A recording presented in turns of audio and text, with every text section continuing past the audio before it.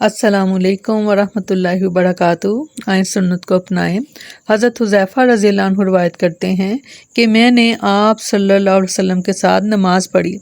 जब ऐसी आयत गुज़रती जिसमें रहमत इलाही का जिक्र होता तो आप सल्लल्लाहु अलैहि वसल्लम वहाँ रुक कर रहमत तलब फरमाते, और जब आयत अज़ाब गुज़रती तो वहाँ रुक कर इससे पनाह ज़रूर मांगते।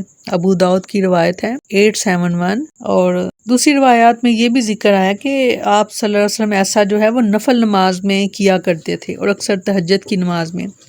और अगर कोई ये अमल यानी आयत अज़ाब से गुज़रे तो उससे पनाह, और आयत रहमत से गुज़रे तो उसका सवाल करे।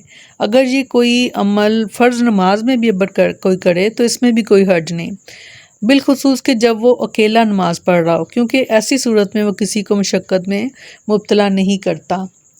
अस्सलामु अलैकुम वरहमतुल्लाहि वबरकातुहू।